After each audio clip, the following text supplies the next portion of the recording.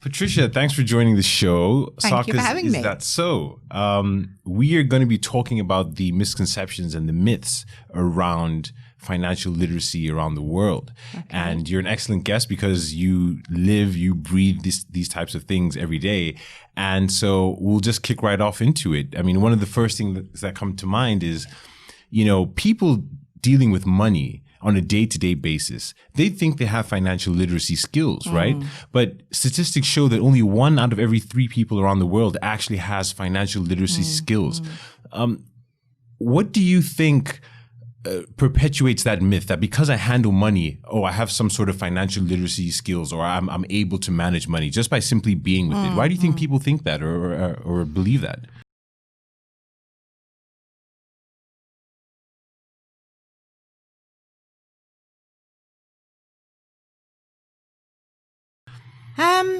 Well, as you said, you're dealing with it all the time. So you think because you're dealing with it, somehow you're in control of it. But as you know, debt levels are spiraling out of control. Young people even are getting themselves into debt, living off their credit cards, not particularly well managing their student loans, taking out extra loans, and not understanding what APR is, for example. Something as straightforward as that. Many people, in terms of maths, the annual percentage rate. I was shocked when I came back to this country because I've been living in Germany for some time. And there they don't actually take out much credit. They deal with everything in cash. And in this society, we are taught to, have credit cards when in fact it's a debt card. Let's be honest. It's a whole word play. You're in credit, but you're actually getting yourself into debt. So coming from living in a society where they deal with everything in cash and coming back here and realizing how so many people are getting these, what you call CCJs, taken to court because they're in debt, they're spiraled out of control, because most people, in fact, we're just living just above the line you need to keep things going. And people want things, and so they're buying things, but the income that's coming in, the salary is not enough, and so they're living off their credit card or then taking out extra loans. And so that's when I was shocked when I first came back here, and I kept seeing, do you have problems with CCJ? And I was saying to myself, what is this CCJ? So this is something that really hit me when I came back to this country and saw how many people were having problems managing their debt. And it causes a lot of financial problems, cause a lot of mental stress, a lot of anxiety. So I think to be more informed about what your finances mean, how you make money, how you save money, how you invest money, will be better for your well-being as well. You mentioned something that was very interesting, which was almost around the marketing part of things, right? You were being very transparent when you said this is a debt card, not necessarily a credit card, right? And so I think of the ways in which we have been, I don't want to say conditioned, but we relate. We have been conditioned. Well, we have been conditioned, yes. But the marketing messaging or the ease of use of money has become very different compared to what it was 10, 15 years ago. So now I use contactless. I just, have a tap. You don't pay out the money. You don't see it. Exactly. So, all these things means that you don't really, kind of physically bond with it. And so it's just like you're spending. It's almost like you have to spend to save. Buy one, get one free. But in fact, you end up spending more in order to get more. So it's almost encouraging you, buy more and you'll save more. But of course, when you're buying, when you're not investing in an asset, something that will then appreciate over time, or, for instance, a flat, a house, something like that. So if you're just buying consumables and then you're going to get something else again, then you're not actually, you're reducing your net worth.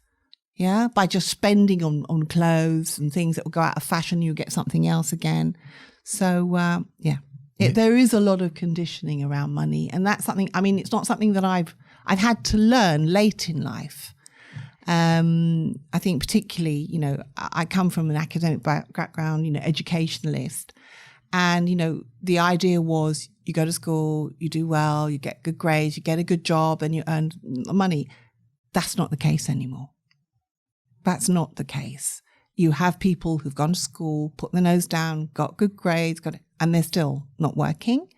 because the whole world of work is changing rapidly. And so, for instance, you've got children who go into primary school now. By the time they finish school, they predict, with the whole advent of the fourth industrial revolution rapidly going on to the fifth, that, about 65% of the jobs will not be here. They will be automated or changed radically. So, but one of the things that will be around, we will have to have some way of a transaction where we give something for something else in return.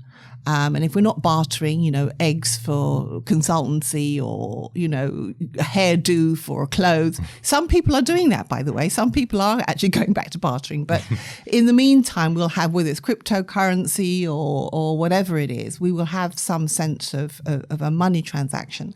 But I think in terms of education, it goes deeper than that. I think it's about what we hold dear, what we value, and worth and value, and putting a figure on that.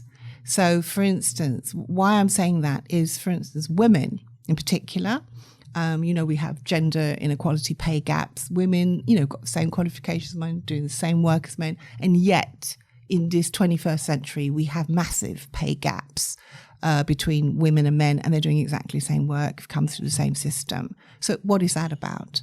I think in the end, it's also, apart from whether you want to call it sexism or gender discrimination, it's also to do with women not feeling worthy, and that we need to be more assertive about our value, our worth.